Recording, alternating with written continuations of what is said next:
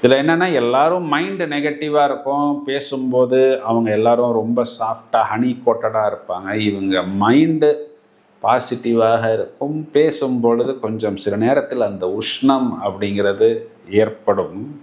இவங்களுக்கு முதுகு பின்னாடி பேச தெரியாது. எதுவாக இருந்தாலும் சரி பாயிண்ட் பிளாங்காக இவர்கள் பேசுவார்கள். இது என்னன்னா இதுவே இவங்களுக்கு ஒரு பலகீனமாக, இவர் பேசும் பொழுது கொஞ்சம் ரஃப்பாக பேசுகிறார், டஃப்பாக பேசுகிறார் அப்படிங்கிற மாதிரி நிறைய இடங்களில் சொல்லப்படுகிறது. இதையும் தவிர இவர்கள் எப்பொழுதும் எல்லோருக்கும் எல்லா விஷயத்தையும் தூக்கி கொடுத்து விடுவார்கள்.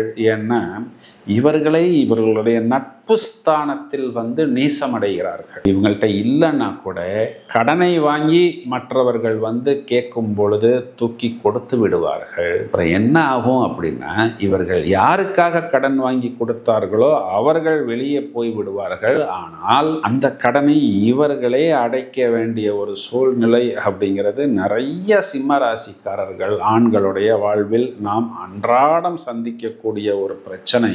மேலும் இவர்களுடைய குடும்பஸ்தானத்துக்கு அதிபதி சாட்டர்ன் இவர்களுடைய வெற்றி ஸ்தானத்தில் உச்சமடையக்கூடிய வீட்டில் இவர்கள் நீசம், இவர்கள் உச்சமடையக்கூடிய வீட்டில் இவர்களுடைய லைஃப் பார்ட்னர் நீசம். அப்படின்னா என்ன அர்த்தம் அப்படின்னா, பெரும்பாலும் இவங்க ஜெயிக்கிற இடத்தில் இவர்களுடைய லைஃப் பார்ட்னர் தோத்து விடுகிறார்.